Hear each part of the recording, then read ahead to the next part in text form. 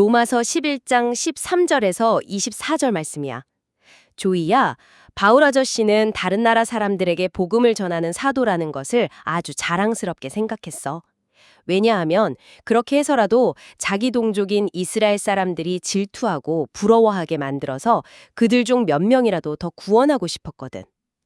하나님이 이스라엘을 잠시 멀리 하신 덕분에 온 세상이 하나님과 다시 친해지게 되었다면 나중에 이스라엘이 다시 돌아오는 것은 마치 죽은 사람이 살아나는 것처럼 엄청나게 기쁜 일이 될 거란다.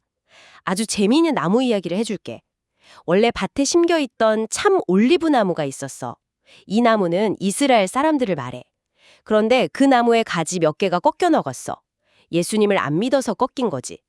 그때 산에서 자라던 들판의 돌 올리브 나무인 다른 나라 사람들이 그 빈자리에 찰싹 붙여줬어. 이것을 젖붙임이라고 해. 그래서 돌 올리브 나무 가지가 참 올리브 나무의 깊은 뿌리에서 올라오는 아주 좋은 영양분을 함께 먹고 자라게 된 거란다. 그러니까 새로 붙은 가지들이 원래 있던 꺾인 가지들을 향해 와, 우리는 잘났어 하고 자랑하면 될까? 절대 안 되지. 가지가 뿌리를 살리는 게 아니라 튼튼한 뿌리가 가지를 살려주는 거잖아. 우리가 그 자리에 붙어있게 된 건 오직 예수님을 믿었기 때문이야. 잘난 척하지 말고 오히려 거룩하신 하나님을 두려워하는 마음을 가져야 해. 하나님은 원래 있던 가지들도 믿지 않을 때 아끼지 않고 꺾으셨는데 우리라고 아끼시겠니? 하나님의 따뜻한 사랑과 엄격하심을 꼭 기억하렴.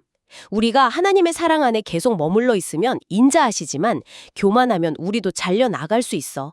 그리고 꺾였던 이스라엘 사람들도 다시 예수님을 믿으면 언제든지 원래 자기 나무에 다시 예쁘게 붙여질 거란다. 하나님은 다시 살리시는 능력이 아주 많으신 분이니까 말이야. 와, 정말 신비롭고 놀라운 이야기네요.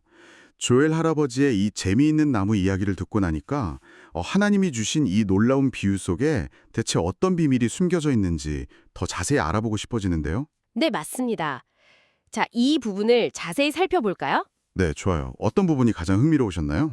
그 돌 올리브 나무가 참 올리브 나무에 붙었다는 거 있잖아요. 이게 그냥 겉으로 들으면 약간 평범한 나무 이야기 같거든요. 그렇죠. 평범한 농사 이야기 같기도 하고요. 네네. 근데 사실 이게 엄청난 반전이 있는 거잖아요.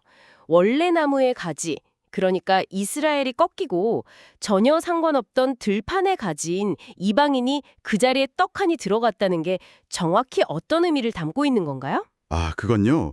이방인들, 다시 말해서 원래는 하나님을 잘 몰랐던 다른 나라 사람들이 어떻게 구원의 복을 누리게 되었는지 아주 알기 쉽게 설명해 주시는 거예요. 아하, 구원의 복을 받게 된 과정이군요. 네, 맞아요.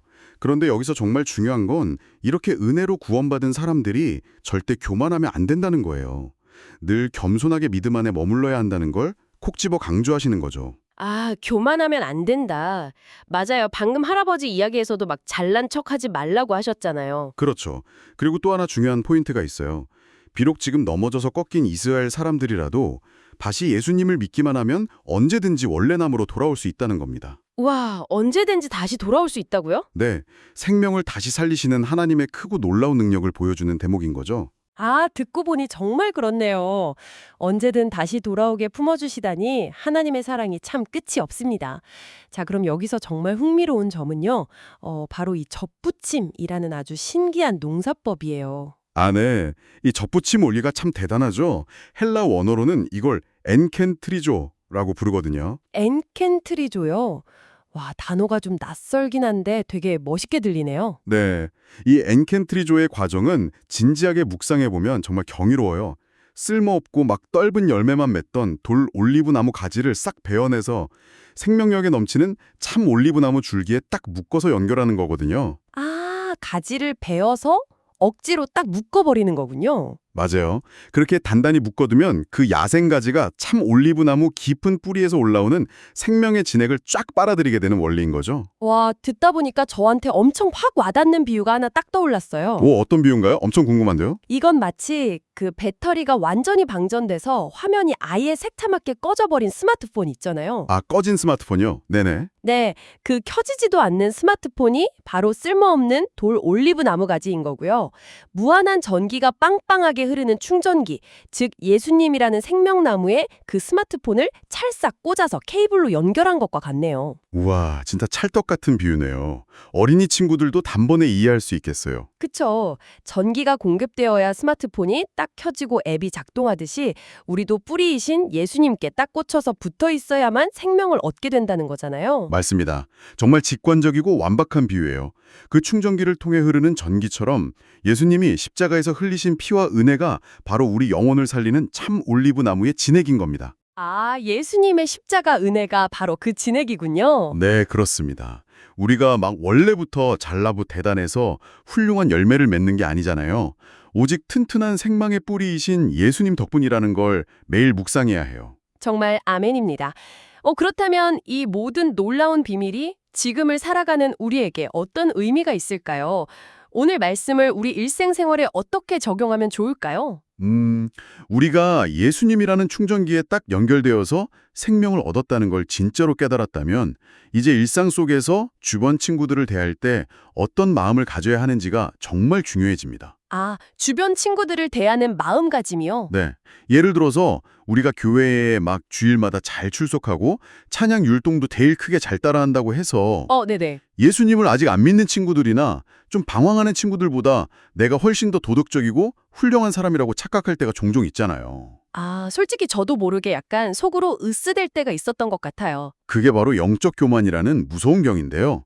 바울 아저씨는 이런 잘난 척하는 태도가 마치 땅에 꺾여나간 원래 가지들을 보면서 막 비웃는 것과 똑같다고 경고합니다. 꺾인 가지를 비웃는 거요? 와, 그거 진짜 하나님이 보시기에 너무 안 좋은 태도네요. 그렇죠. 원래 태어날 때부터 붙어있던 가지도 믿지 않을 때 하나님이 아끼지 않고 꺾으셨는데 하물며 척박한 야생에서 온 가지인 우리는 더 조심하고 두려워해야 한다는 뜻입니다. 아, 정말 정신이 번쩍 드네요. 내가 뭐 대단한 줄 알았던 이런 잘난 척하는 마음은 오늘 당장 쓰레기통에 훌훌 다 버려야겠어요. 맞아요. 미련 없이 훌훌 버려야죠. 바닥에 나뒹굴던 쓸모없는 저를 이렇게 귀한 생명나무에 딱 붙여주신 은혜에 정말 감사해야겠네요. 절대 남을 무시하지 않고 예수님께만 찰싹 붙어 있겠다고 매일매일 겸손하게 다짐해야겠습니다. 네, 정말 훌륭하고 귀한 다짐입니다. 우리 청취자 여러분도 저랑 같이 꼭 그렇게 굳게 약속해 주실 거죠? 다들 큰 소리로 네 하고 대답하셨을 것 같아요. 네. 자, 이제 오늘 깊은 말씀 탐험을 서서히 마무리할 시간인데요. 청취자 여러분, 여러분은 오늘 이 이야기들을 들으며 무엇을 결심했나요? 내가 혹시 친구들을 은근히 무시하며 영적인 교만에 빠지진 않았는지, 그리고 생명의 진액을 주시는 예수님께 단단히 잘 붙어 있는지 잠시 조용히 생각해보는 시간을 가졌으면 좋겠어요. 네, 좋습니다. 우리 청취자분들이 스스로 삶에 어떻게 적용할지 잠시 짧게 멈춰서 생각해 보겠습니다. 네, 자, 여러분의 그 귀한 결심들이 예수님의 생명 진액을 듬뿍 빨아들여서 마침내 아주 예쁘고 풍성한 사랑의 열매로 맺히기를 간절히 응원합니다. 네, 저도 함께 기도하며 응원하겠습니다. 그럼 이제 조엘 할아버지의 진심 어린 당부와 기도를 들려드리며 오늘의 깊은 말씀 탐험을 경건하게 마치겠습니다. 다 같이 두 손을 예쁘게 모으고 들어주세요. 생명의 참 올리브나무가 되시는 하나님 아버지, 맛없는 열매를 맺던 돌 올리브나무 같은 저를 예수님의 십자가 사랑으로 참 올리브나무에 찰싹 접붙여 주시니 정말 감사합니다. 제가 구원받고 생명을 누리게 된 것이 제 능력이 아니라 오직 저를 받쳐주시는 튼튼한 뿌리 덕분임을 언제나 기억하게 해주세요. 우리 조이가 예수님을 안 믿는 친구들을 보며 교만하게 자랑하는 아이가 아니라 오히려 나를 구원해 주신 은혜에 겸손히 감사하는 아이로 자라게 도와주세요. 오늘도 생명의 진액을 듬뿍 내려주시는 예수님께 찰싹 붙어서 예쁜 사랑의 열매를 맺게 해주세요. 저의 든든한 뿌리가 되시는 예수님의 이름으로 기도합니다. 아멘.